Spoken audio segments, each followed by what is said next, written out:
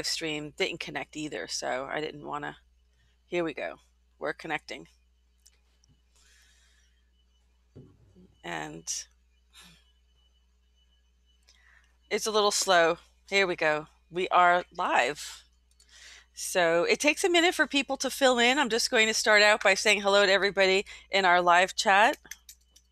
Awesome. Of course, nobody's there yet, but they will be. It takes a few minutes. Okay, so let me start recording here, and I'm going to start. So, hi, everyone. Welcome to the GoldFish Report. I'm your host and researcher, Louisa. Today is Monday, July 27th, 2020. This is GoldFish Report number 535, folks. And we have a very special guest with us today. I haven't done this before, and I'm so excited, actually, that we're going to interview a candidate for the U.S. House of Representatives from Florida, from the 21st District in Florida. Please welcome Reba Sherrill to joining the GoldFish Report. Welcome, Reba, and welcome to the GoldFish Report. Thanks for joining us. Thank you. I've really been looking forward to this. Thank you for having me. Yeah, I was so excited. A good friend had introduced us together and thought this would be a really great opportunity because she knew you and she knew me. And she just said, there needs to be a connection here and we need to get your voice out. And I love how you are interested in wanting to come to the grassroots level of social media to connect with the silent majority. So since we're connecting here, hi, Sherry. How are you, dear? She's in the live chat. Occasionally, she's waving. Occasionally, I'm going to be referring to people in the live chat. And just so all of our viewers know, this is a Q&A. If you're from that 21st district down in Florida, we'd love to hear from you. Put your questions in the live chat. And if you have a friend, call them up who's in Florida and let them know that this is happening right now. And this is the district of Palm Beach, in the Palm Beach County. It isn't the only district, but it is the 21st district. So without further ado, let me introduce Reba Sherrill to everybody. And would you please kindly give us a little bit of background about yourself? Well, as you said, my name is Reba Sherrill. I have 2 adult children, and they're really terrific. And I have been working in the wellness industry for over 30 years. And I've done that globally. And it's a real passion of mine because when people choose wellness over illness, that just really thrills my soul. And so I educate people on how to obtain their real, true wellness and not being on dependent upon pharmaceutical drugs. So I'm not a physician. I'm not a nurse. I'm just a person who has trained themselves and knows how to teach people how to regain their health. And it's a real passion of mine. I work with people all over the planet, and I want to bring that to the people of the United States. And that's one of the big things I'll be doing in Congress is creating a bill. I'll be proposing that, sponsoring that, to put more of a wellness focus in the healthcare industry and really changing the healthcare industry. I have a task force for wellness that I have drawn on people, experts in different alternative methods across the nation. And we'll be making recommendations to the president and to Congress. Whoa, you jumped right into the issues now. Here we go. I was going to wait, but it seems like that's it. I mean, that really, let me just ask you what really inspired you to want to run for, this is the 21st district for the House of Representatives in Florida. Could you tell us why you wanted to run for office as opposed to working in the private sector, trying to accomplish the same goals in private sector versus in government? Well, really, I've known for over 30 years that I would one day go to DC in some capacity because I want to make our country a better place. And I see so much fraud and corruption all around in every aspect of our life. It has infiltrated everything from our clothes to our furniture, our food, our water, and people are profiting off our hardship and off our pain, and it just should not be that way. We are to be a government of the people, by the people, for the people. And we should have, as the Constitution says, life, liberty, and the pursuit of happiness. And they have been taking those opportunities from us where we can't obtain those things that we have a God-given right to achieve. And so I want to make those things available to the people of our country. And I am America First. I actually have a print company that everything we do is made in America. The shirts are made in America. We print them right here in America. A lot of the other candidates are purchasing their things from China. In fact, everyone else is. And I do my own stuff. I create my own billboards or whatever. I have rolling billboards on my wheelchair. So I'm a real patriot, and I work hard every day and just enjoy it so much. It's a real honor and privilege to serve the people of District 21. That's wonderful. There's actually a few other people, other candidates that you're running up against. And I really was so excited to be introduced to you because I feel like you do stand out from the other candidates. And mostly because I think that you're a very strong constitutionalist. You're very much, as we were talking in our pre-interview, very much for the Constitution. And since we're talking about the Constitution, let's just jump right into that. Where do you stand in terms of our First Amendment? Well, I mean, we actually absolutely must protect it. And all of our constitutional rights, our amendment rights, we must stand up for them, whether it's the First Amendment, the Second Amendment. We have to guard these things because people have given their lives for many generations to protect our freedom and liberty. And I'm not going to easily give it up. And our government has been acting in a tyrannical fashion of late, but really for a long time, for decades. And we need to reclaim those rights and stand firm. And I'm doing several things to do that at this time and in the recent past. For instance, you know, they have shut down our businesses and really closed up America.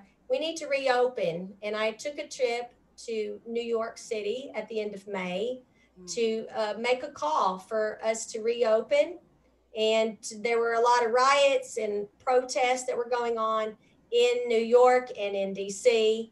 And it was a very welcomed message. The police, the military, they loved me being there and carrying around my protest signs and really trying to encourage the narrative to change in more of a positive direction. My goodness, people are they're like, this woman is awesome. Look at the comments. I mean, you can't see it yet, but the comments are wonderful. And someone is asking so what will you do to ensure that we always maintain our First Amendment freedom of speech? And of course, we know that there are limitations to that First Amendment as well. So it's actually a two-part question. So the first thing is, what will you do personally to ensure that our First Amendment rights are not infringed upon? And also, what do you believe the burning of the flag represents? Do you think that is a First Amendment under First Amendment protection, or do you think that that is, as the president says, just a desecration It's of the flag? disgusting. Yeah. You know, when I was a young child in elementary school, we began every single day by saying the Pledge of Allegiance. And we also had prayer. And we would covet the opportunity to unfold the flag and raise it up on the flagpole in the morning, and to be able to be the one to have that honor to lower the flag at the end of the school day, refold it, and honorably put it away for the evening. I don't see those kinds of things happening anymore. We really need to foster respect.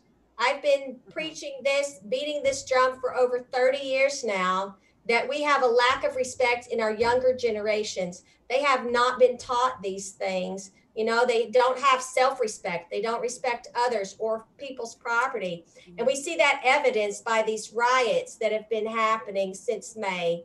The looting, the arson, There's been murders, many, many people murdered by these so-called protesters, which they're Right. anarchists, truly, Marxists, Yes. communists, socialists. These people, they are not respectful of our laws in any form or fashion. And my attitude, because I support legal immigration, but when people come into our country, right off the bat, they're breaking our laws. They are disrespecting our country, our Constitution. And you should not come here if you don't embrace and love what our country was built upon and what we stand for. You need to just go home. You're not welcome here. Yeah. Don't come here and expect to change our country, because we will not allow it. You are a very strong conservative, and this is wonderful because you are part of the silent majority who is behind President Trump, and you're basically echoing the kinds of principles that President Trump also talks about. Because we also know that he did declare that burning the flag was desecration of our flag. I think there's some people who there may be a Supreme Court challenge to this. I really foresee that, actually, because of how it's symbolic. Even if it's symbolic, if that is symbolic, free speech is permitted. But any event, so let's move along to the issues. What about the Second Amendment? How do you stand on the Second Amendment? Well, I'm very firm in my support of the Second Amendment. I want to share something with you. One of the things I have done in my print shop, I designed this shirt, Wheeling Against Tyranny. You Yeah. know, we have to protect our rights, and we have to protect ourselves from the government, because our government has been acting in a tyrannical fashion. And we see that here in Florida, in District 21 in Palm Beach County, well, across the whole county, we have a mandatory mask law that has been, or a mandate that's been put into place. And they have fines, and people have been arrested. They've been tackled on the ground and injured. One of my dear friends, Cindy, she was tackled back in May. And it just came out a couple weeks ago because of Freedom of Information Act. Mhm. We found out that the mayor of Palm Beach County actually did a deal to purchase masks to send out to all the people in Palm Beach County before the mandate was put into place. And he's making a profit off of this mandate. So there was a financial incentive for him to pass this mandate against the people. And I actually went to the commissioners meeting when that was held. There's been several that have been held, and shared my knowledge about these masks and why they're not good for us to wear all the time. And just south of us here in Broward County, last week they actually passed a mandate where you have to wear a mask even inside your home. And also, they are putting a limit of no more than 10 people in your house, or you can be arrested. So, what if you have a family and you have 11 children? That plus your spouse, that's 13 people. They will not allow you to stay in your home together.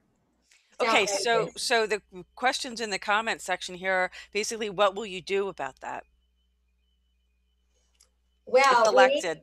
Yeah. Yes, we need to put some measures in place where the people have power restored into their hands, and the people that are in government are not the ones directing everything. They need checks and balances. Right now, because of our emergency order that was made back in March, those normal checks and balances are not in place. So the executive branch in Florida, Governor Ron DeSantis, he is just running things without oversight from the legislature, from the judicial branch.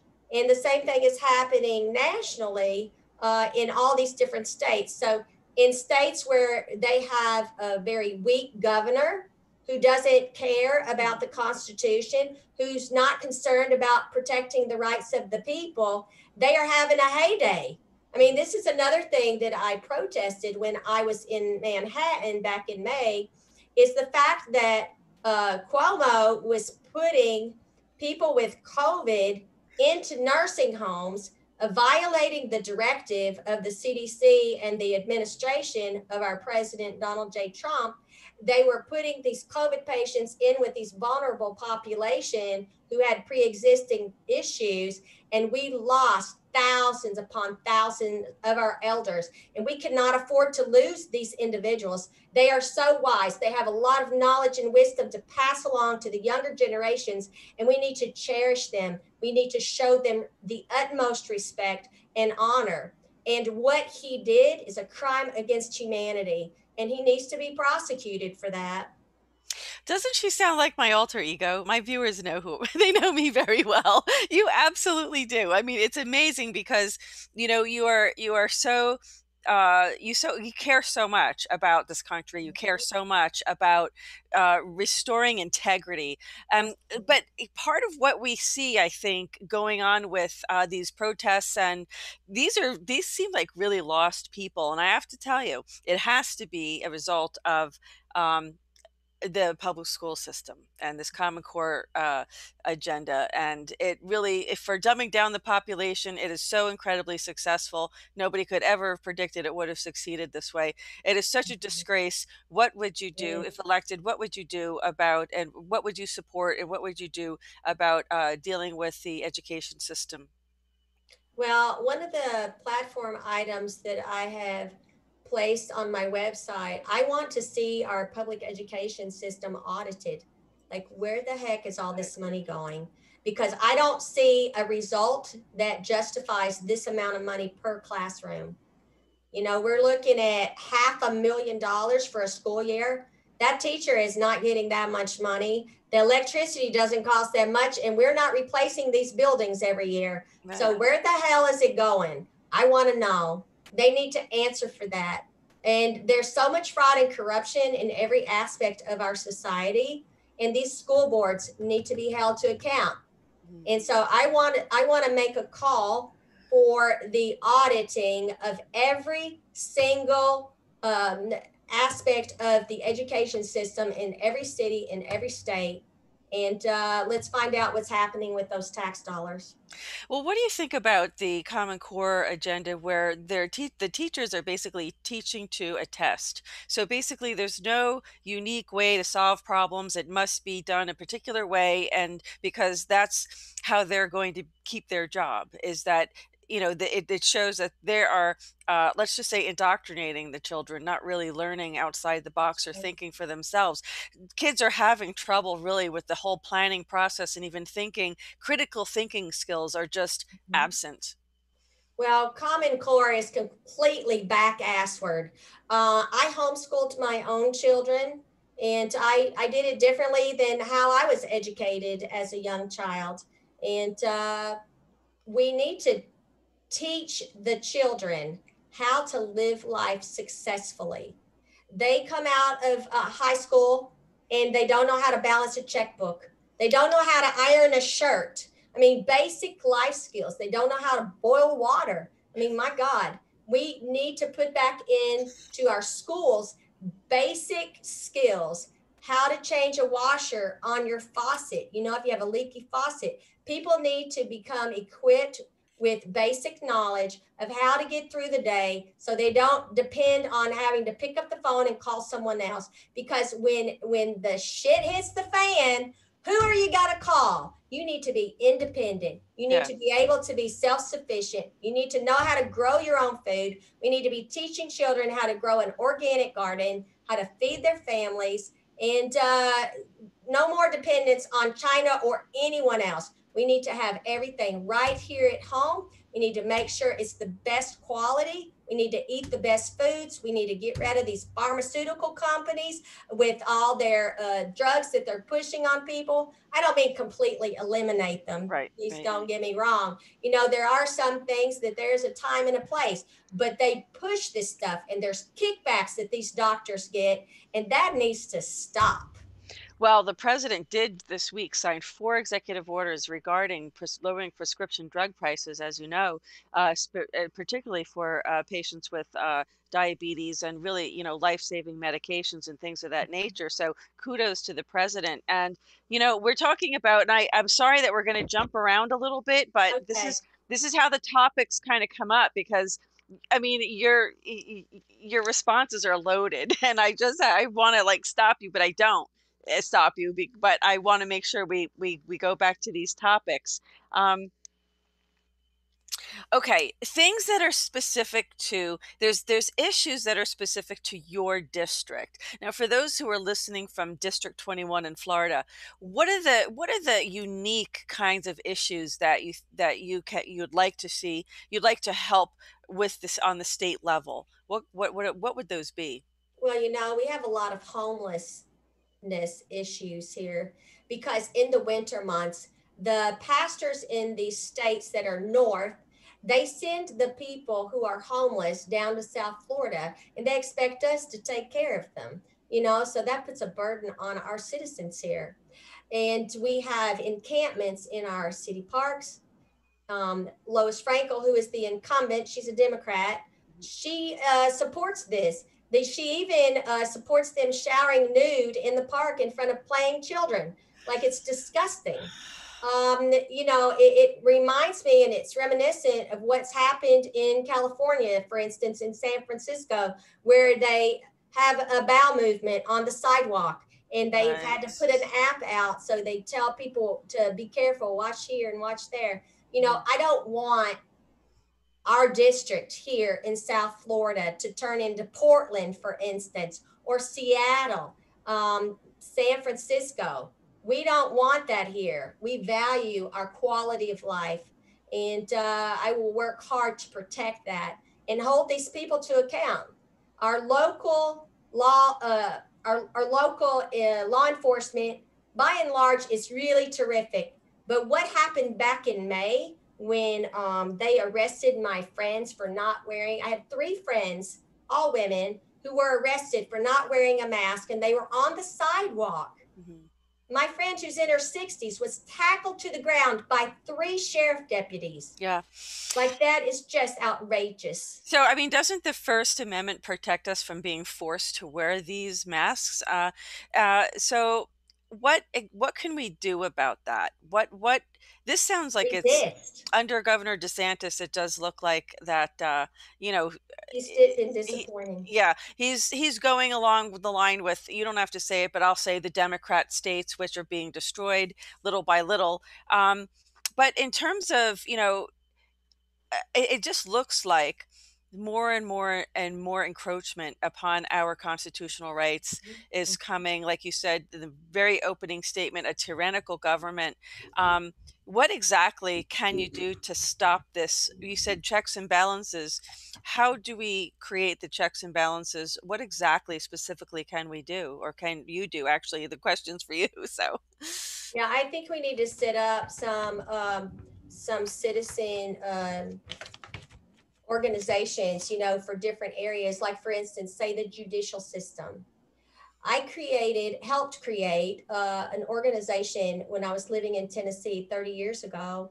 Uh, that's called CASA, Court Appointed Special Advocates. And we matched up volunteers who were trained adults with children that were in the foster care system. And so we worked with them, we monitored what was going on, and we reported back to the juvenile court judge what was going on and our recommendations for if things are being handled properly, if we thought it was a good idea to put the child back in the home. And so it was a check and balance on the foster care system. They weren't just nice. operating freely without any oversight. So we had citizens in place. I would love to see that happen with our elders here in Florida.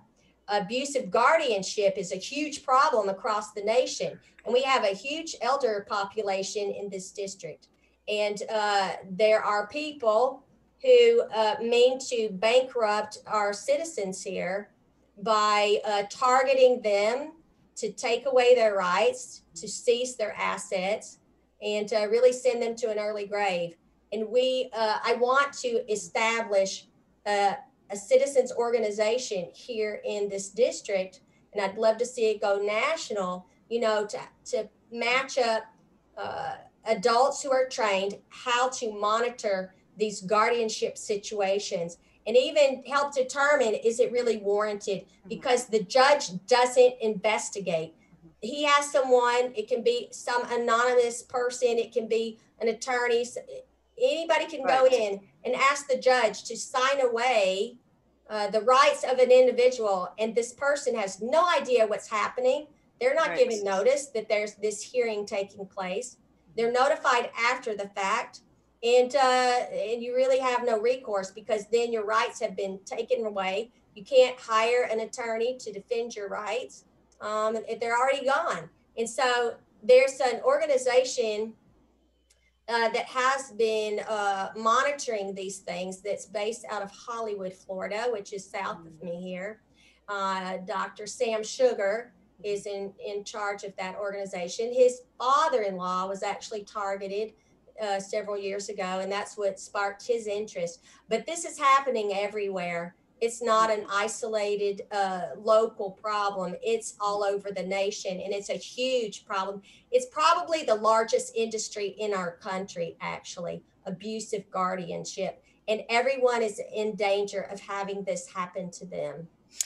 That's a very good question, because we do want to take care of our elders, unlike Governor Cuomo. And that's very sad what happened in that state. And there's some conversation going on in the live chat that I wanted to share because,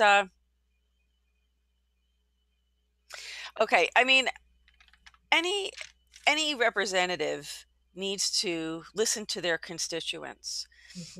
They may have ideas that may be that you don't think of. And I think that you sound like the kind of person that wants to work on a grassroots level with your constituents, and even, work on taking suggestions from people, because you need to represent them. You need to say, look, if I'm elected, this is what I'm going to do. And basically, there's two things you can do. One is you can vote, and two is you can propose legislation. Those are the two big things that you can do.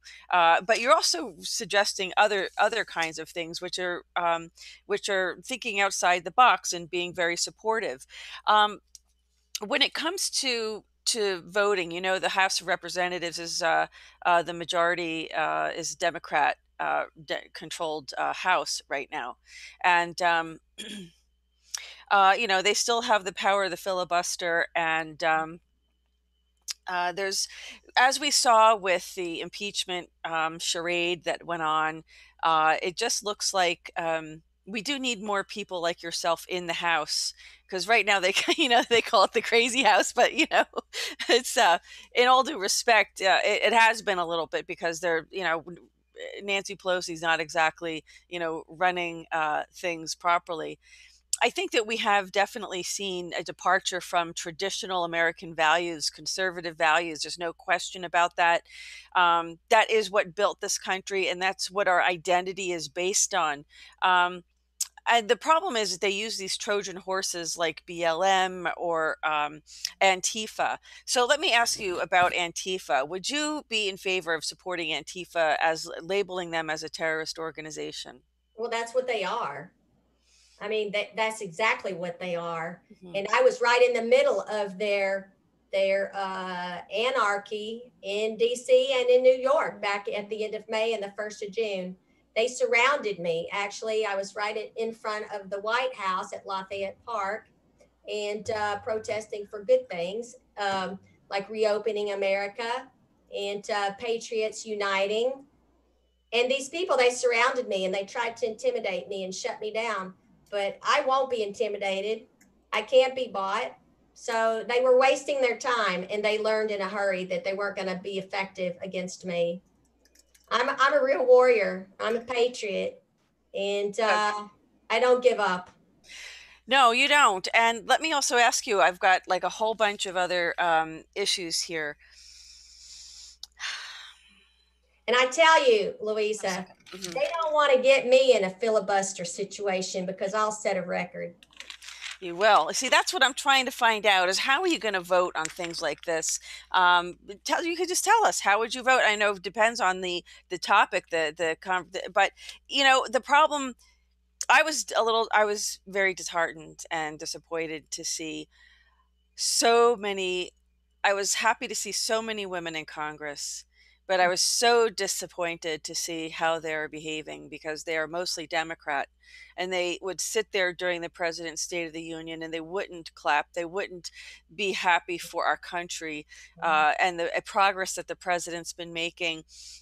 It's just such a shame to see, that kind of conduct, to not be happy for our country, regardless of what side of the aisle you're on. It's like really poor sportsmanship. Do you know what I mean? Mhm. We want to know. Let's go back to so in terms of filibusters, your how would you vote about those generally? Can you say, or If there's are you in something favor that of I them? feel very strongly about, and I'm meeting against resistance, if I need to stand up there, and I mean I'm in a wheelchair, so I can't literally stand on my Right. feet right now, but if I have to be there and talk for 2 days, I'll do it. Right. Like Eh, okay. this, Let me. I'm sorry. Go ahead. Continue. I, I can be really long-winded when needed, and if it's something that I need to fight for the people for, if I need to be their voice, I will be their voice each and every time, and I don't care what they throw at me. I'm going to keep coming at them. And you mentioned something. You mentioned that you're a person with a disability, and we can't ever forget how strong of a presidential leader FDR was in a wheelchair, and he was still able to lead and manage this country without any, you know. It didn't inhibit his ability to be a leader. And let me also point out that last week the president renewed the proclamation on the anniversary of the Americans with Disabilities Act, which is also a wonderful thing. And I have some statistics here that are just amazing. There's just so many more people, and this is by state basis of what the percentage is of our workforce of Americans with disabilities. And I know that this is obviously going to be a strong area for you to talk about as well, because of this act, we've been able to give access to people, help them become, very productive members of society and contribute in meaningful ways. And we have tremendous amount of statistics here regarding Americans with disabilities and the workforce. And I have this broken down by state that basically, let me just go back for 1 second. And I'm going to go back to some statistics here. Basically, we have the unemployment for working age people. Okay, let me redo this. The employment to population ratio for working age people with disabilities increased from 29.5% in June of 2018 to 31% in June of 2019. So that's up 5.1%. And I'm going to also screen share this where I'm getting these statistics from, because this is really wonderful. These are from Disabled World. This is some statistics done by the Kessler Foundation regarding Americans with disabilities. And it's wonderful to see that this is there's the workforce has opened up so much to enabling people with disabilities to be able to take all kinds of jobs, and I was looking specifically for government jobs, but I wasn't able to find that on this one in particular. But also, it says this extends the positive change we saw last month, said John O'Neill, PhD, Director of Employment and Disability Research at Kessler Foundation. Continuation of this upward movement would be a step towards greater independence for people with disabilities. The labor force participation rate for working age people with disabilities increase. I think it's roughly 4% of the workforce is Americans with disabilities, which is it equates to about, let me see, among the age workers 16 to 64 years of age, 4,777,000 workers were people with disabilities. They represented 3.2% of the total 147 million workers in the US.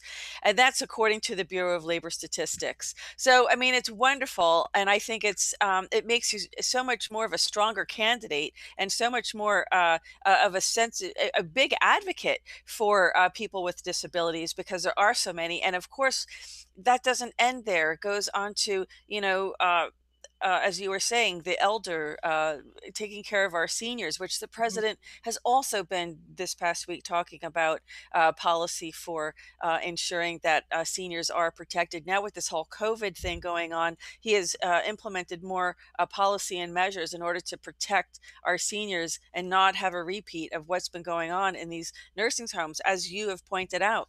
So let's move along to the next question. We did talk about. Um, Prescription drug. Well, we didn't really get into the detail of it, but again, the president passed these executive orders this week, and I like that you started out today talking about that you are a wellness professional, and is that how do you big pharma is is a very big lobby. They have the revolving door with the CDC and big That needs policy to stop. positions. That needs to stop because there's so much conflict of interest there. Right. And so, what would you be in favor of? Would you sponsor a bill for stopping that conflict of interest, or what do you think you could do? I think there needs to be at least a 10-year gap between someone's ability to work in government and with a pharmaceutical company.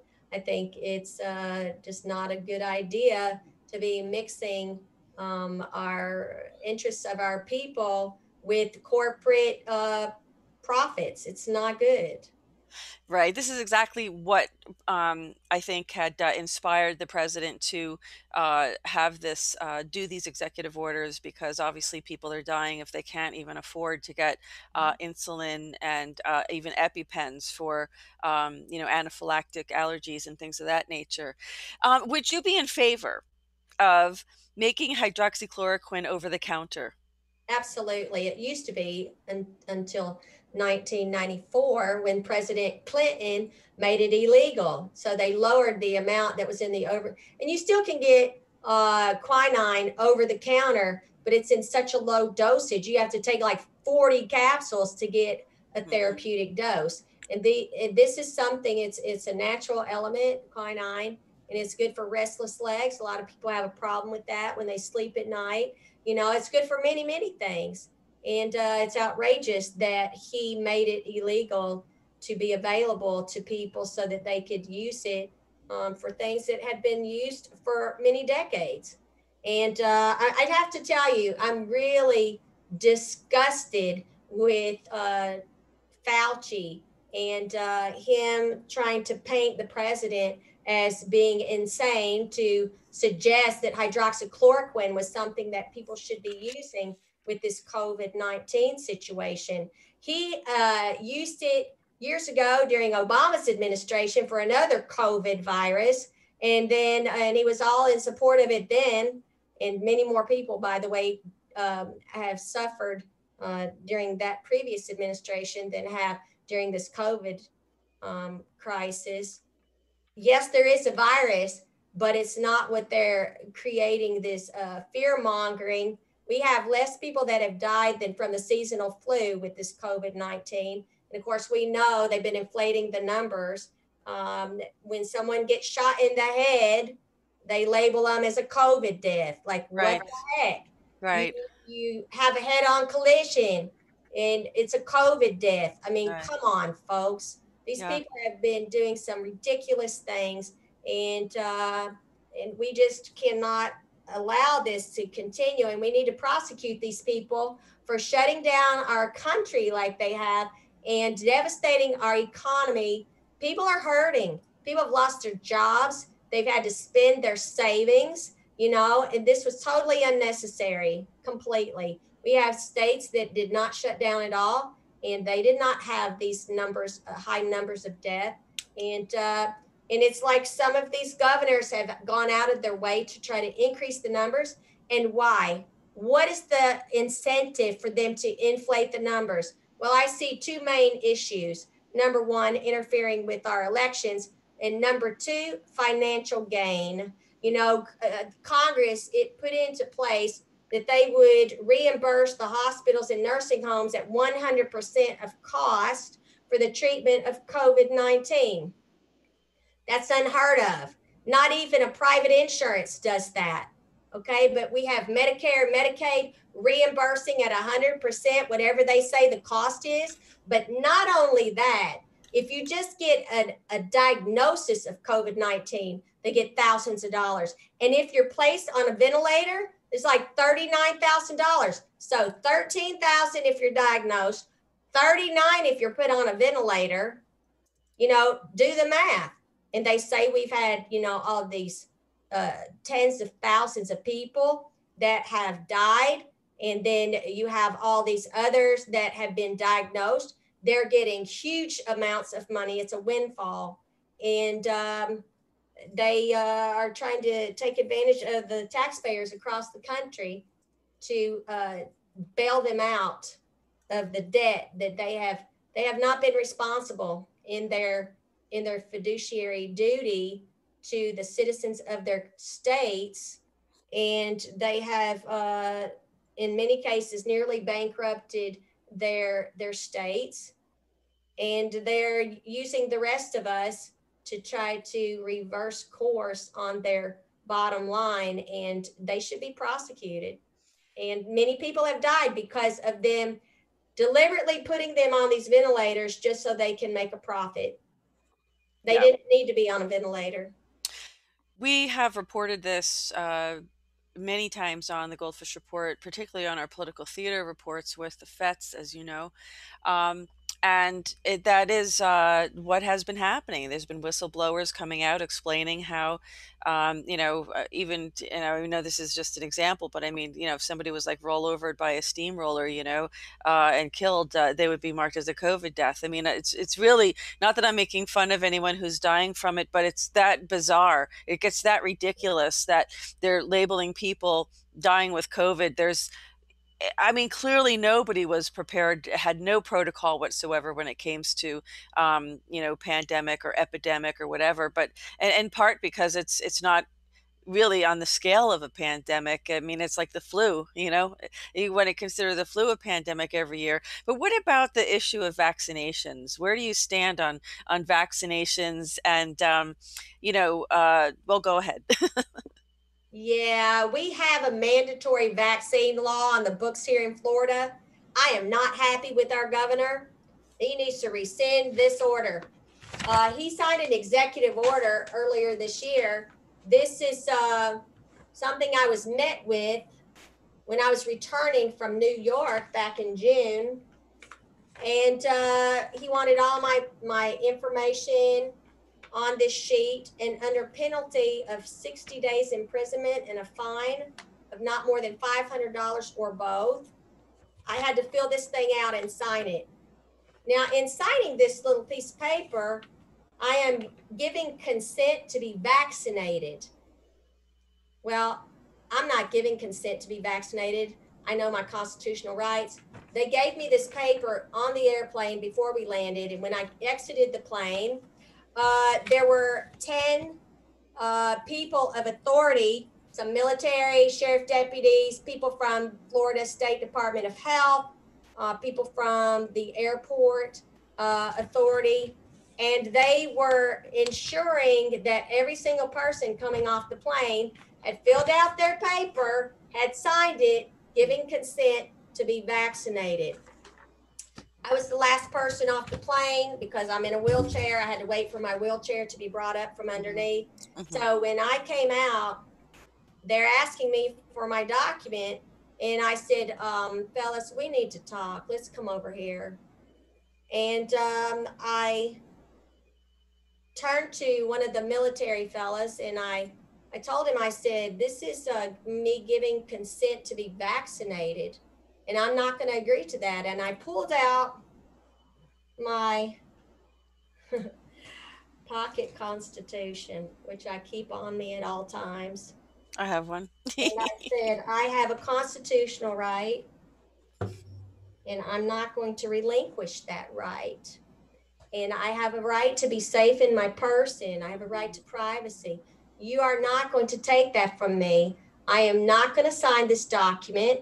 And Mhm. I understand that you can lock me up for 2 months. You can fine me, but I am not going to fill out this paper. And Right. the guy read the document. He had no idea what was in the document. They had never read it. He read it. He saw where it was giving consent to be vaccinated. He turned to me and he said, "You may go." And I left. Yeah. And I have been, ever since I came back that first week in June from my trip, um, every interview, every chance I get, I make phone calls. I am calling the governor out. Governor Ron DeSantis, rescind Executive Order 20-80. I'm going to keep hounding your butt until you do it. So you might as well go ahead and take care of it, because the people do not consent to a vaccine. We are not going to allow some unelected person, the Surgeon General that you have appointed in Florida, to make our healthcare decisions for us or for our children. So just get over it, take care of business, or you're not going to be reelected. We may even recall you. Well, that's one of the things that I think one of our live chat viewers was talking about here, and I don't know if she's still with us. I hope she is, but her name is Karen, and she was talking about some of the um, ways that you can, under constitutional law, uh, deal with some of these issues that are, these are, as I said, encroaching on our, not only our constitutional protections, but on our civil liberties as well. I mean, Yes. at some point, shouldn't we have the right to make a health decision for ourselves? But the problem is when you have these globalists who are pushing a globalist agenda. um, you have this who are, really competing. They're really the ones who have infiltrated, I would say, the Democrat Party. Those are my words, not yours. But they have infiltrated the Democrat Party, and they are Marxists, and they have a completely different agenda for America. We're really talking about, and I think this why this 2020 election for the president, in fact, is so important. But when is the election in Florida for your district? Well, the primary is on August the 18th, and of course the general will be on November the 3rd. Um, but we have to unite as a people. Here in District 21, we need to stand up for our rights. I can't fight this fight alone. I need the people, the constituents, to band together, and we need to stand against this tyranny that's happening. And we need to insist that they honor our rights, our liberties, and our freedoms. And there's a lot of people in this district in Palm Beach County.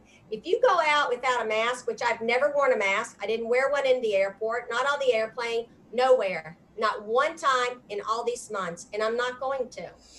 And I'm healthy, I'm strong, and I would challenge anyone out there against my health situation. I may be in a wheelchair, but I am not feeble. But these people, they think that these masks are necessary, and no matter what you tell them, no matter what statistics, what studies, the facts that you put in front of their face, they refuse to listen. And as I had shared earlier, the mayor of Palm Beach County has a financial incentive for us to have to wear these masks because he's making a profit personally. So, Okay. No, that's a big issue. I mean, the profit and the kickbacks and all of this has to be, yeah. In fact, that's what President Trump signed that executive order about, was to eliminate that middleman in the middle of these drug prices. So, absolutely. We have someone in the live chat who is saying instead of auditors for the school board, she may want to consider an external loss prevention team.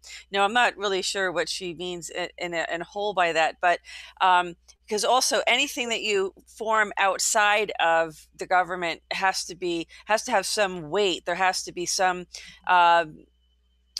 be some agreed upon, uh, uh, I guess, solution yes.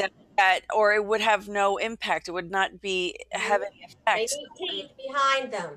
Whatever they find, they need to be able to, because this is supposed to be a government of the people. by Right. the people, for the people. So for them to, some of these politicians to say that the people don't have the power, I got news for you. We have all the power and we're Right. claiming our power. Mhm. And we have to start doing that. We must, because we're going to lose our country completely if we don't do that in this year. And we're going to lose our world. Like, truly, there is so much fraud and corruption and tyranny that's happening in this country and around the world. And if Right. we don't stand against it, Mhm. we're done for. Would you be in favor if the president were to come down on these Democrat governors that are allowing this anarchy to take place in their states? Would you be in favor? Would you actually vote congressionally to impose, I don't know, some sort of, uh, I would say, federal withholding of funds, of some kind of funds to the state, unless Sure, and the law. even lock their asses up. I mean, come on. If they're not taking care of the needs of the people, they don't need to be in their office. They don't need to be in their home. They need to be behind the bars. Yeah. You know, we have to get tough with these bozos, these clowns. I agree, we have to be tough, and the problem is, and you're absolutely right, and I've, talked about this is why you're like my alter ego. I've talked about this on GoldFish Report so many times that we are, it's a country of the people. We need to do our part, ask what we can do for our country. Exactly. So it's wonderful to kind of take, suggestions from people, because you are in a position to vote for them. It's by the consent of the governed. So they're, counting on you to be their voice for what matters to them. Exactly. Can I make public a promise to the people right now? You sure can. As your congresswoman, you will be able to reach me 24/7. If you're having a problem, you can reach out to me and I will make myself available. And I've always done this my whole life. People who know me and who have worked with me, they know they can call me at 2 a.m. They can call me on a Sunday morning. I don't care. I don't care the time or the day. I want to be available to you because I am here to serve you. Your needs are what I'm speaking up for, what I'm standing up for. And one day I literally will stand up. I'm going to run again. I used to run 10 miles a day before this accident happened 3.5 years ago. And I will run again. I'm not going to stop till I get there. After my accident, they told me I would never sit up again. Okay. I was supposed to be flat on my back in bed for the rest of my life. And I kept fighting. I don't take what someone else says to limit me. No, I am the one that's in control of my life and my future and my health. Yeah. And I am determined. I will fight all the way back to a normal life completely. You're so strong. You have such a strong, constitution, and that's really what people want to see. And there's a few things we talked about before, during the interview started in our pre-interview, and one of them is. That Cynthia McKinney, former Congresswoman Cynthia McKinney, has made it very public that she was essentially forced to swear an oath to Israel, in addition to being sworn in to as a member of Congress. And this has nothing to do with the state of Israel, but the fact that she was forced, in a sense, to swear allegiance to another country, a foreign country, no matter how great a friend or foe they may be.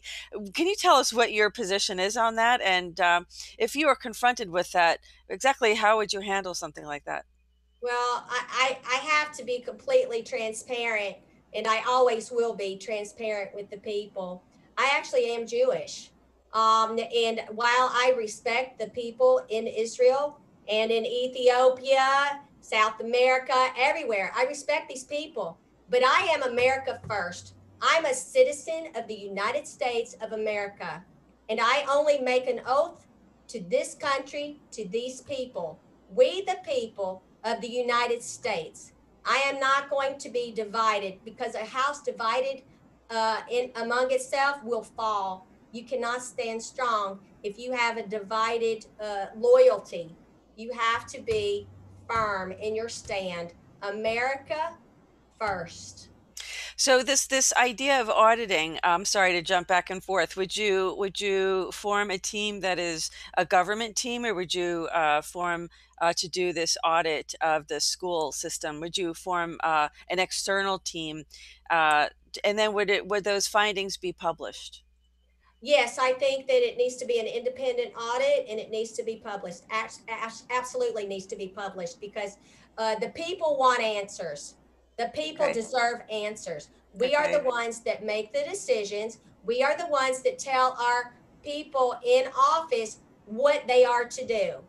You know, you have to let your voice be heard. And they can't make these decisions of what they want in their own district Right. unless they have the facts. So we need the facts to be public. Absolutely. I can see from your website, which I'm going to share in just a few minutes, that there's lots of issues that we're talking about tonight that you're concerned about. But there's also this problem of human and drug trafficking. Can you tell us how you stand on that and what you would do to help end that? Yeah, it's got to stop. I mean, I talk to people every single day, and honestly, it seems like everybody's lives, everyone I've talked to, and I talk to a lot of people, they've all been affected by human trafficking, every single person. And everybody knows someone that has died from drug overdose.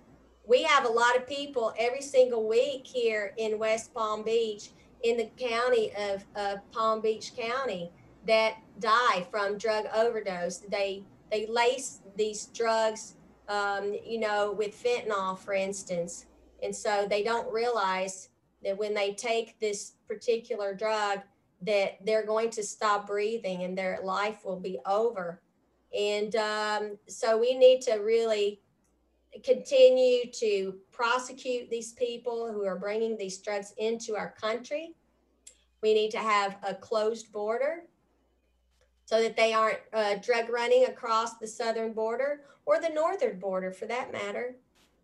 And here in Florida, we have a unique problem that most other states do not have. We are surrounded by the ocean on the east, west, and south. Okay. So Absolutely. we were actually invaded during World War II. They don't teach you this in the history books here in the US, which I find really Right. unfortunate. And we need to change that. We need to be reporting the true history of what has occurred in the nation and in the world, not lies. So in Florida, during World War II, we had Nazi subs on the coast and they were coming ashore into the state. They were raping and pillaging our citizens here. We are vulnerable here in South Florida. And we need to put measures in place to protect ourselves. And the people need to be armed. We need to arm every single person in the south of Florida and train them how to use these firearms because there won't be enough law enforcement to fight if we have an invasion. And this is a very real possibility. It's happened before, it can happen again, and we need to be ready for it. I'm going to screen share your website here for folks so they can come and take a look at the issues that you're representing here that are close, near, and dear to your own heart, and things that you care deeply about, which you can tell. You speak with such conviction. There's no question that the things that you talk about. There's no question that anybody could question your sincerity and your devotion to these topics. And here's a beautiful picture of you with who is that there? Who is that? It's our dear president, Donald J. Trump. He's a terrific man. Absolutely. And of course, Mar-a-Lago would be in your District 21. Isn't that correct? Yes, and he actually asked me if he could take a picture with me. I did not request it, he did. That's wonderful. That's really, really wonderful. And we've talked about a lot of these things that are on your website here. There's something we haven't talked about yet, though, and you know that when you become a member of Congress, that you will be appointed to some committees. Are there any committees in particular that you have a particular interest in wanting to sit on? wherever I can be most beneficial. You know, I'm a very diverse individual. I have a broad range of knowledge and experience in life. And so I really could serve on any committee and be beneficial. That's wonderful. And you know, it's interesting because I've done a lot of reporting on space policy, and none other than Representative Posey, who is in the 8th district down there in Florida, who his district includes the Kennedy Space Center, and he is a sponsor of many bills on space policy, which would be. And so, in terms of space policy, you know, the president uh, has introduced the new United States Space Force. In terms of military, where do you what is your ideas about the Space Force and about the president? Would you support? Do you support the president I would say restructuring our military the way he is doing this, because apparently the Space Force is going to combine several different entities into one, consolidate them, including NASA, and making our Space Force. There have been laws on about asteroid mining. I have followed and reported on Representative Posey's bills, and those were some of the bills that he sponsored. But let's hear a bit about your own opinion um, about the Space Force, and perhaps about the military in general, and how what is your position on the military, and do you support what President Trump's been doing? Yes, we definitely have to have a strong military, and it's better to be prepared on the front end and prevent a war than try to catch up and defend yourself in a war. And the idea is to have peace and prosperity, and we do that by being having a strong front, a united front. And I love the idea of Space Force, and of course, the president flew down for the SpaceX launch, and that was really terrific. Elon and I have spoken. He's a terrific young man, and he's got some great ideas. I don't know all the details of everything he's into, but from what I've heard, I'm all for it. Like I'm really concerned. I know this is changing the subject a little bit, but this 5G, I'm concerned about the 5G technology, and you know, using satellites to deliver internet to people. People are all the time complaining about Comcast and AT&T and all these companies, and them not providing us decent service. And I think that the concept that he is putting forth of using these satellites to deliver to every nook and cranny on the planet, you know, the ability to communicate. Communication is so important in our everyday life, and we can educate people through the airwaves, you know, and really become a well diversified breadth of knowledge in individuals by utilizing the things that are available on the internet. You just consider how much new things are put on the internet, on the World Wide Web every single day. Nobody could keep up with all that information. And some of it's good, some of it's not. So we have to glean, and this is where we have to use our brains that God gave us, and determine what's good for us to consume with our eyes and our ears.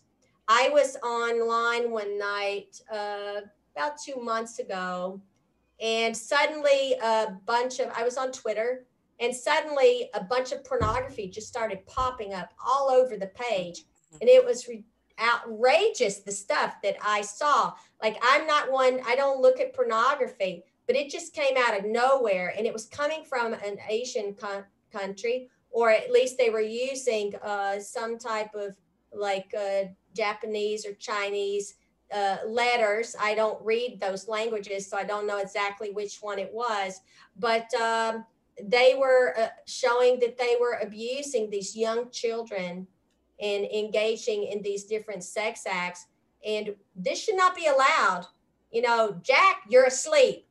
Get this shit off our screens. I don't want to see it. We don't need our children seeing it. He needs to take care of business instead of banning our conservative our conservative voices on alternative media. He needs to get this stuff where they are abusing children, abusing women.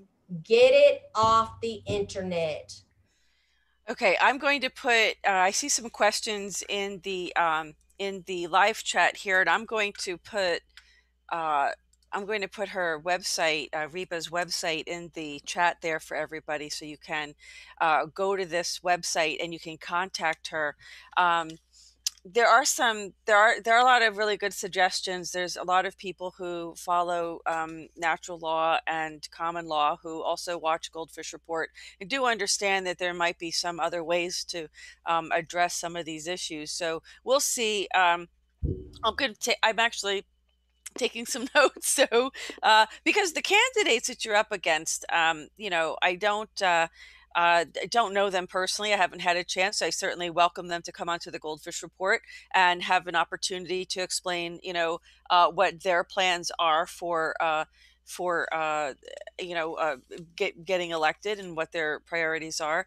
But in all fairness, everybody should have a chance to be heard. But there's some other issues here that I wanted to ask you about. Okay. Yes. And the whole issue of immigration is big in your state because, of course, you're a border state. We have to consider you a border state because immigration comes in, and you have such a diverse community there. I mean, really, you have quite a diverse community within the whole state, not just your district. But there's also, I think, there's quite a range of socioeconomic demographics there that you would be representing. And let's see, what about, do you have any proposals regarding let's see, it's not Medicare, what is it, Medicaid, or I'm sorry, I'm drawing a blank. What is this? Social service benefits, things of that nature. Yeah. Um, Well, what is it? Welfare. I'm sorry, welfare. That's the word I was looking for. Welfare to work programs. I mean, what do you, as a mom, I know that your concern is about the quality of life for families. So, helping to get people out of poverty and into jobs and into a situation where there's reliable childcare, right, for their children. Moms can go to work and earn income. It's very difficult. I think the single mother uh, whole group, I think single mothers as a group have it particularly difficult. And being one myself, I could say yes, it's very difficult trying to dig out of a terrible hole because the court system puts you there to begin with.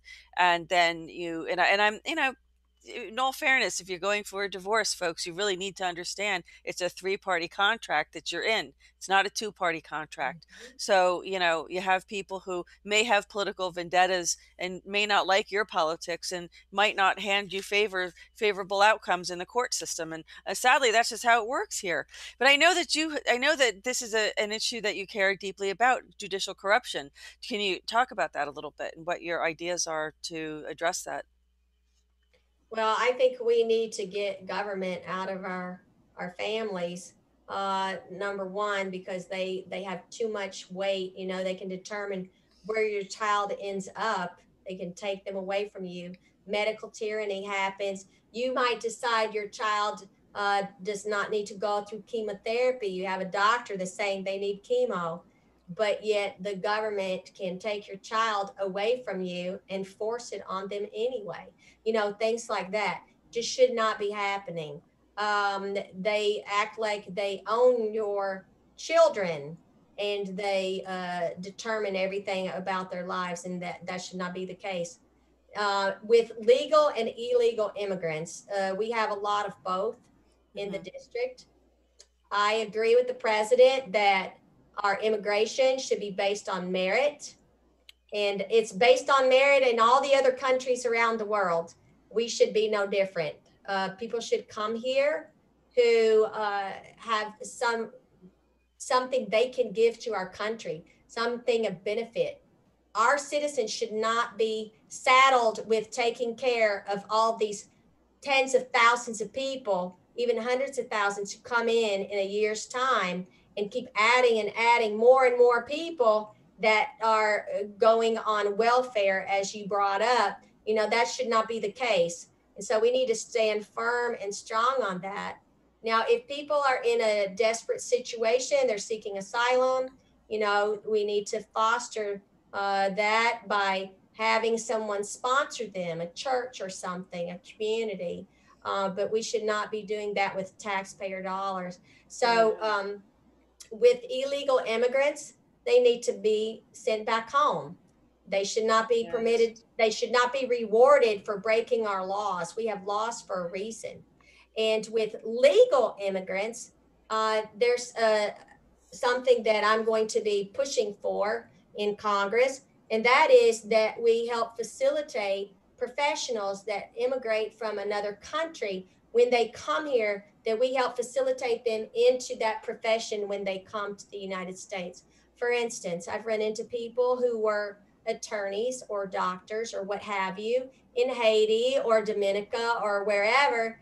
They come here as legal immigrants and they are stuck driving a bus or serving tables in a restaurant Mhm. because they are not given any doors to continue to practice their chosen profession. And I think we need to set some programs up to help with them transitioning so they wouldn't have to go to school and start from ground zero.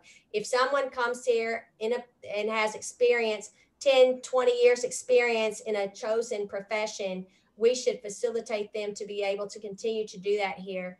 And we have so many people here in South Florida that speak Spanish. Why don't we let them continue to serve that population? I don't speak Spanish. That's something that I'm going to have to depend on a translator. Let's help these people find jobs that can provide them a livable wage that is deserving of them and their experience in life. Well, let me go for it further and say that it's very difficult to live within a society if you don't speak the language. Are you in favor of making English an official language for the United Absolutely. States? Absolutely. I Yeah, think people should be required when they immigrate here to be able to communicate where they can go anywhere in our country and to communicate with anyone that they need to, whether it be law enforcement, a judge, a right. business, Mhm. you know. And if people want to continue to speak Spanish, they need to go to a Spanish country, these countries that's their primary language. Right. I mean, look, when half my family came from Italy, they had to assimilate. I mean, there's a process of assimilation, right? I mean, they spoke Italian in the home and they learned English when they were out in dealing in commerce or dealing in public. But they kept their traditions, and there's nothing wrong with doing that. But you have to be able to function in society. So yes, but we have translators for everything in government. I mean, government provides translators for everything, but the private sector isn't required to.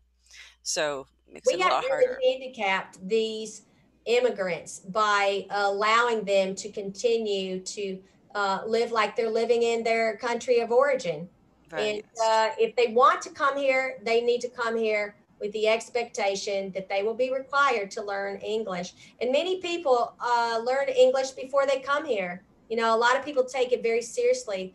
I've traveled the world in my work, humanitarian work all over the globe, and I meet people all the time who really have a dream to come to America.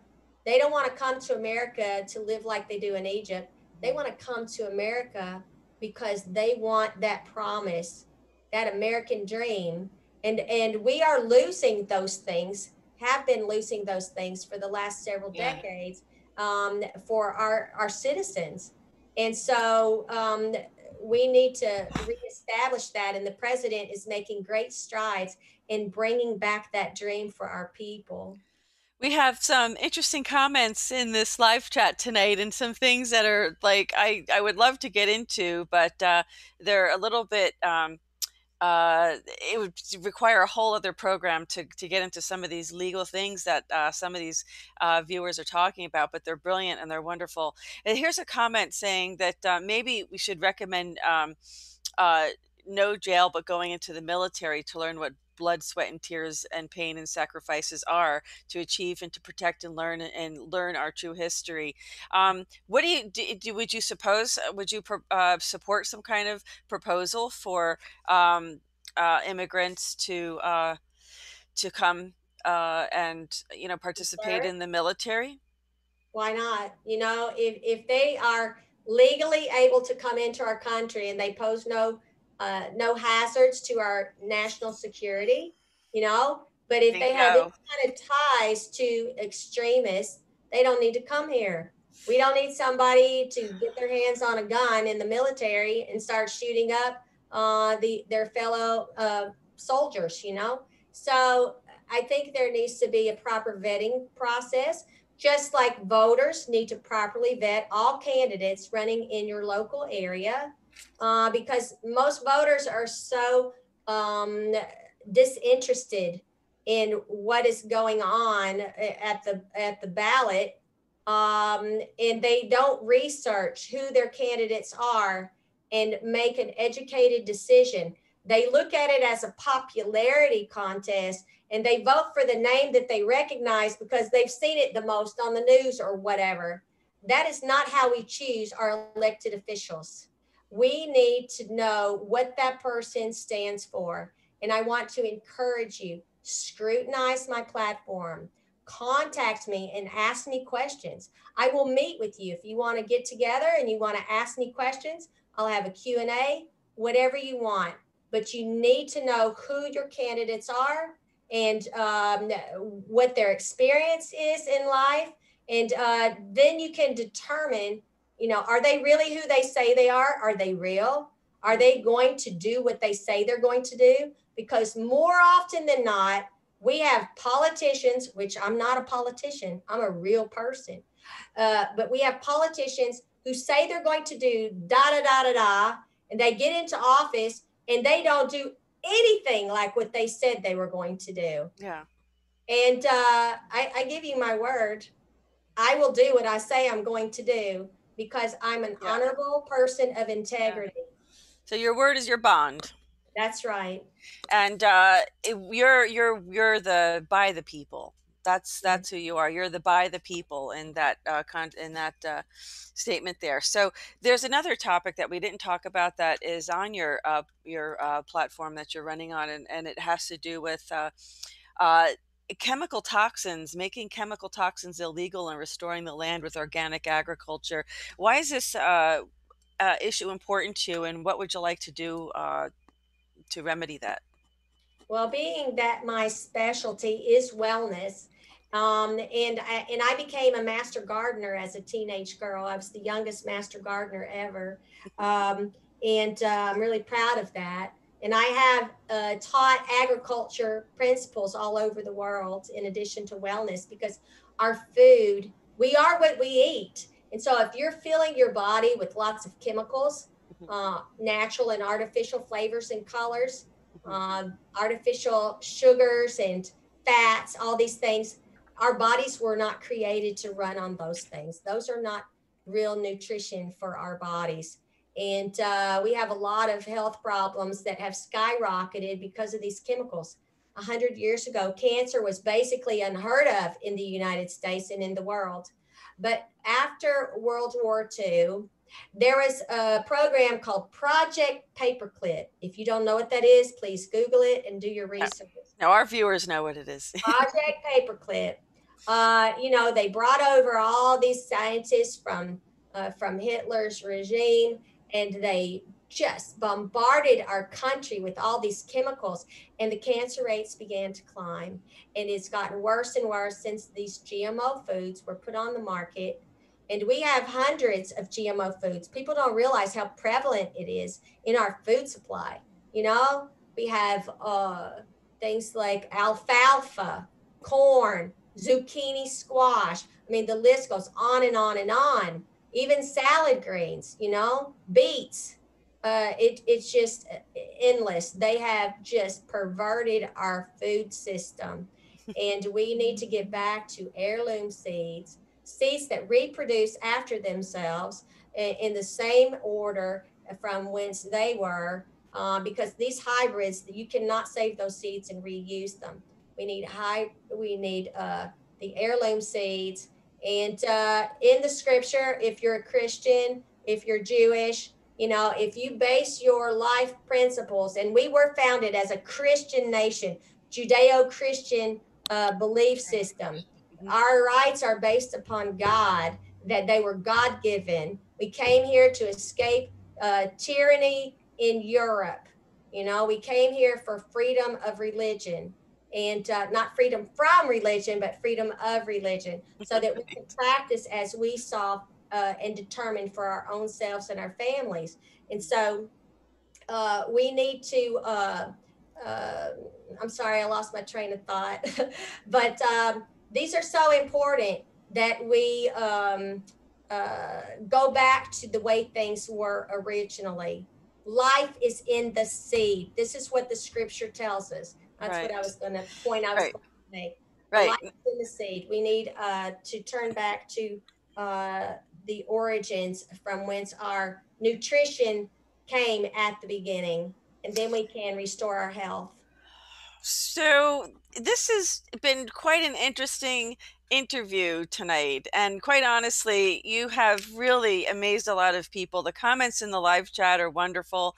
They say she's great so far. You know, they're excited about finding more information about you, that they'd like to vote for you, for people who are in your district. I really see you as a force to be reckoned with, because it is about having integrity, and it is about your word is your bond, um, and you emanate that in every word you speak, and we do love your passion, absolutely, and your drive and commitment, and I do hope that that you will come back and join us again on the Goldfish Report and talk about these issues in a little bit more detail, and answer more questions. Now, let me just go through the live chat and see what else we have in here. They agree about the heirloom seeds. What do you think about this is a loaded one, Monsanto and the genetically modified seeds? Pure evil, pure evil. They mean to destroy us completely. You know, and I don't know how many people are aware of this, but when Haiti, you know, they had the earthquake, Monsanto sent over tons of these GMO seeds. And you know what the Haitians did? They burned it all. They burned it. They Yeah. know this is wicked. They know that when you manipulate, you know, the seeds, that true life is not going to be found there. It's not. It's destruction. It destroys our health. And and we need to pay attention when we go to the grocery store and you pick up an apple or you pick up a banana or a zucchini squash. You need to check the label and make sure the number on that Mhm. sticker begins with a 9-4, so that it's Right. organic and it's heirloom. You do not want to be eating GMO food. You don't want to be putting all those chemicals in your body. Years ago, I want to say it's probably been 20, 30 years ago, I remember there was a show on either 2020 or 60 Minutes, and they had done a presentation about the amount of chemicals in a newborn baby. Okay, they were reporting on this. Mhm. Well over 10,000 chemicals in the blood of a newborn. So Yeah. these chemicals are being passed through the mother's blood Mhm. into the baby, and right off the bat they're getting a really difficult start in life because their body is having to deal with all these chemicals that never were meant to be a part of our system. And so this is why I'm so passionate about this, because I know it's the root cause of so much heartache in our lives, a shortening of our lifespan.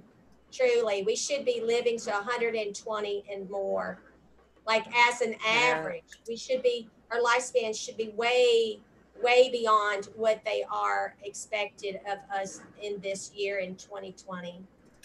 Well, and I guess let me just kind of sum up the last issue, and this is an issue that I think is near and dear to many people's hearts, and of course yours. There has been, it's been reported, we've reported it, of course, here on the Goldfish Report, that there has been the Senior Executive Services, or no, I'm sorry, Serco, Serco. Yes, I'm familiar. Okay, so Serco has apparently taken, been involved in controlling and infiltrating.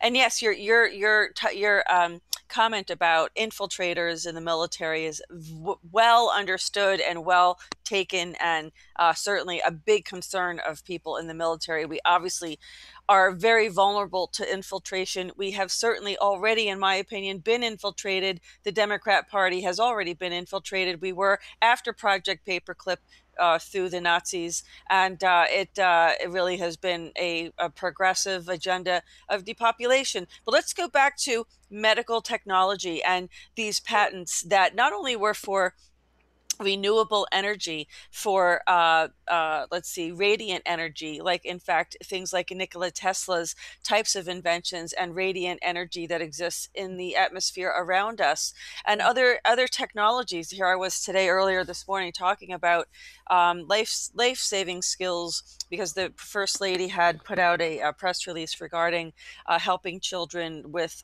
emergency preparedness measures and helping get them involved in doing things like this.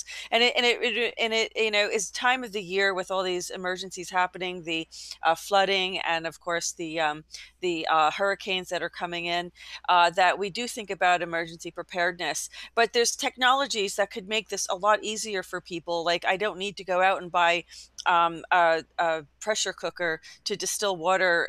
God forbid we have no access to clean water here. There are over 5,000. It's reported that there's over 5,000 patents of all kinds of either medical device technology that can really improve the quality of life for people with all kinds of medical issues, in addition to energy, free energy devices. It is reported that Nikola Tesla did invent, I should say, did discover these types of technologies. And of course, because JP Morgan couldn't put a meter on it and charge people for it, it was essentially killed, and so did that technology and the hope for humanity to because really, if we're working so hard to just pay utility bills, which are a monopoly anyway, we're really not really living our life to the fullest as human beings. So according to our Declaration of Independence, the pursuit of life, liberty, and happiness. So we're not happy if we're just busy being debt slaves all the time. And then, I wanted to also ask you about monetary policy. But before we go there, what is your opinion about all of these technologies and this monopoly, or I don't know if I should say hijacking, that Serco seems to have over our, I mean, we're a sovereign nation. Why do we have a British sponsored company taking control of and infiltrating our patent office? And what is your position on that? Well, I tell you, there are still ways. I mean, we need to release these technologies. We need to release these things that have been patented and covered up. But I will tell you, even before that happens, we need to seize our freedoms and educate our children. Because when I homeschooled my children, well, let me back up. When I was a little girl, my father educated me about wild edible foods, how to use leaves, bark, roots, and flowers as food and medicine. When I had my own children, I taught them the same thing. And in my work, my humanitarian work all over the planet, Mm. everywhere I go, I have taught people how to live off the land. So you don't have to depend on going to the grocery store. So if the shit hits the fan, you're not going to starve to death. You can go right in your yard or go to the local park. And of course, if we don't spray like what they do usually in our United States, they're spraying chemicals everywhere. You don't want to eat that stuff. You want to make sure you're not spraying chemicals on your lawn then you can eat things from there. Dandelions are a beautiful source of nutrition. You know, there's so many things, chickweed and lamb's quarters, and the list goes on and on and on. And people need to be educated on how to find these things in the wild. And we do need to release these technologies. It's really, this is another crime against humanity. You know, I remember decades ago hearing about a carburetor that had been invented, and the car um, was able to get 300 miles to the gallon. Like, why the heck have we not been utilizing that? And we need to be spreading this information. People need to be given the tools with which to build their wealth. And one of the I have a couple different things that I use with my campaign. BU, which is believe in yourself, and wow, wealth, opportunity, and wellness. One of the things that my goal is to restore those things to the people of District 21 and the nation. We need to restore our wealth, our opportunities, and our health. So, Wow, I have to say, this has been such a wonderful. I wish you were running in New Jersey. You can think about coming up here and running up here. a lot of people all over the country I that bet want you do. me there. You know, What maybe about one day I'll do something that will have more of an impact nationwide. And right? Well, exactly. That's the hope of. Congresswoman, you know, my vote, it does affect the whole nation. And this is something I really never really appreciated fully until I started running this campaign. You know, the fact that what I do, just like what Nancy Pelosi does or Chuck Schumer, you know, it affects us. We're not anywhere near where they are from, but it affects us right here in South Florida. So it is important that we pay attention, even if you're not in my district, pay attention to these races around the country. We need to support candidates that are true patriots, that are real people and not politicians who we can depend upon to go to DC and fight these battles and drain the deep state swamp. Well, amen. I hear you. And as we close, I just wanted to hear your perspective on renewable energy and looking for alternatives to the fracking and the oh, actually, I wanted to ask you about monetary policy. I'm sorry. I guess you can answer both if you want, but I mean, actually, uh, would like to know about what you think about finding alternatives for energy, and also uh, what do you support a gold-backed U.S. dollar? Sure. You know, I think it's important that we have something of value that backs up that paper. Um, but you know, you brought up a topic in the last minute, this fracking. I'm anti-fracking. Hate to disappoint my president, but you know, I know what it does to our groundwater, and they're putting all these chemicals in the ground, and it just shouldn't be. We have all types of energy that's available to us, and we shouldn't be polluting our worlds in the process of getting these sources of energy to the people. We need to bring out these technologies that have been covered up and squashed, and we need to protect our environment. Now, he's done great things about cleaning up the water, you know, making sure we have clean air and water. We need to make sure there's no chemtrails.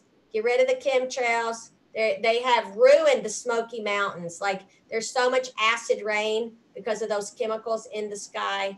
And of course, the fluoride. I mean, I can go on and on and on of all these topics of these chemicals. The Right. fluoride, like, do you think we should put blood pressure medication in the water? Yeah.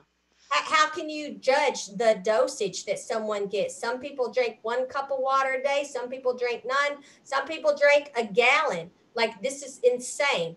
Don't put fluoride in the water. Read your toothpaste ingredients and the warning Right. on there. You know, these things cause harm to our bodies, they can even kill you. So why are we putting these things in our water supply? This is insane. And most of the fluoride that's put in our water is coming from China. Okay, so Let's stop it.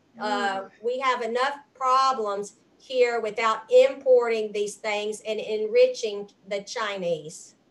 Yeah, I mean, that's a topic we did not get into tonight, and who knows what committee you may end up on if elected. And, that might be a very big issue for you. And the idea of what China has been doing in terms of the Belt and Road Initiative, in terms of kind of saddle strapping these countries with debt that they can't repay, and then, of course, losing some of their own, in a sense, sovereignty to China, which sounds like the Trojan horse plan that it was. But you see that our president has taken a different approach to trade and commerce, and he has succeeded at making the USMCA agreement and ending the failed NAFTA, which exported all of our jobs, not all of our jobs, all exported many, many valuable jobs across, to other countries and left Americans unemployed. That happened a lot, and even in your home state of Tennessee. What would you like to see happen in terms of manufacturing and keeping businesses here in America? Well, before I go there, I just want to say I think it's time we send a bill over to China for all the destruction they've caused to our country and our economy over the last 5 months. You know, we need to bill them for that because they have cost us a lot. And I think we should, um, I don't know what you would call it, confiscate properties. We have toll roads that we're paying them money for us to drive on our own streets. Come on, like this is crazy. A lot of people don't know about that. Yeah, we need to take that property back, and I think the president has started doing some of those things or putting the groundwork in place so that we will do that.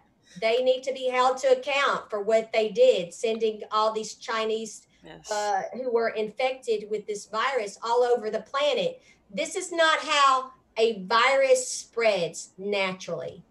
It has an epicenter and it gradually spreads out. With this COVID, it went boom everywhere, Yeah. affecting all nations. And this was a deliberate act to really take out a lot of our population. And we need to hold them to account. I'm sure your Yeah. listeners also know about the Georgia Guidestones and the plan of population reduction down to 500 million. Every day we talk about it. Yeah. So there's Yeah. a lot of things that these agendas that they've had that they've been working out, and they do these soft kills, with these chemicals, and it's insidious, and people don't realize. They think it's normal for people Right. not to live to a ripe old age. They think it's healthy or not healthy, but normal for people to drop dead at the age of 35 from a heart attack. Come on, people, wake the hell up. This is not what is meant for your life. We need to restore our health and wellness. We need to be strong, physically strong, mentally strong. We have to be strong, and we have to stand against this tyranny. Our government has been hijacked for generations, and we need to seize control back into the hands of the people. Well, I'm going to say this. This has been a wonderful, wonderful interview. I think that what I have seen you stand out from your opponents the most is your wisdom, your conviction, your life experience, your values, the fact that you're a patriot and you're conservative, you're a mom, and you stand out so much as the best qualified candidate, in my opinion. And let me say that all the people in the live chat are really just thrilled with you. They love you. They absolutely are interested in wanting to learn more about you. And I think we need to do another one of these before August. What is it, 18th? You said? We start early voting on August the 3rd Oh, next week. August the 3rd. What happened in New Jersey there, I want to warn everybody, was I did receive, as you know, New Jersey just had its all mail in. We had a primary and it was an all mail in election. But I received my ballot in the mail and it was ripped in half. The other half was missing. So it was not even possible for me to have even voted because the ballot was missing. it was, I received it that way. And there were two that came to my residence, one for someone else, as a resident here, and it was also ripped in half, and it was not even possible to cast a vote. So I want to everyone to realize there's going to be a lot of trickery going on when it comes to these mail-in ballots. I don't think we're going to be able to rely on them, but we will, it will all come out in the wash. And we do wish you the best. We absolutely adore you. We think you're wonderful. We think you're the best qualified, in fact, and that's, I think, what our takeaway is in here tonight in this interview, is that is particularly your wisdom, your conviction, your conservative values, and they're not, to the exclusion of the values of all human beings. I mean, whether they're, you could call them conservative, but they just seem to be common sense. Exactly. They seem to be enough with the corruption, enough with the, the pay to play. Let's get something done for the American people. And that's what I heard from you tonight the most. And I do appreciate you taking the time to be with us tonight. And I also, let's see, I also am just looking at the comments in in the live chat, and there were many. It was a very active chat tonight, and I'm very grateful. Thank you to all the viewers in our live chat tonight as well. And I just want to ask you if you have any closing comments or statements or I have a anything you'd like to question. say. I have a question for you. Is there any way to save the live chat so that I can review it and Yes. people's comments? And also, then I can make a note of questions that were not addressed and we can answer those next time. Yeah, it should be able to play back on a computer. When you watch this, it should play back on a computer.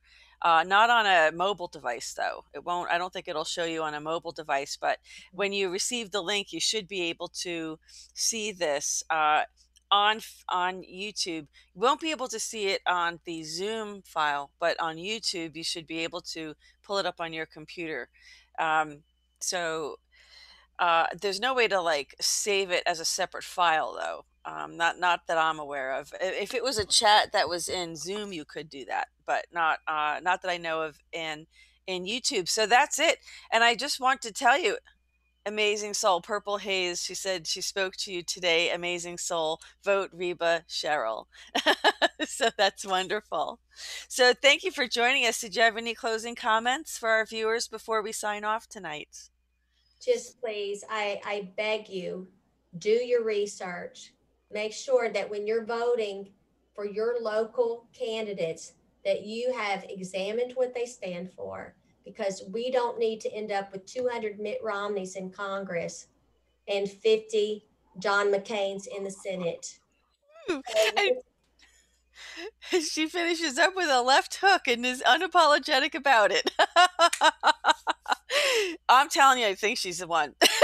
So, I really, want good people serving beside me because I want to change things, and I can't do it alone. We need that's right. people that we need a core group of people that can go up there and kick Yeah. ass and let's take back our country. Amen. And that's a wonderful way to end this tonight, folks. I hope you've enjoyed this live stream Q&A with our friend Reba Sherrill from the 21st District, a congressional district in Florida. That is in the Palm Beach County area. And the election, again, is they're going to start early voting, you said, um, Obviously. on August 3rd. That's very early. But the election is what, on the 18th? I'm sorry. Yeah, the 18th. Exactly. Wow, that's early. So make sure you get your ballots, folks. Make sure they're not ripped, and make sure her name's on the ballot, and you can vote for her because there will be many tricks out there. I think we have seen some, voter fraud is a very, very big problem, and especially in a Democrat run state, you just, I'm sorry, you can't trust them.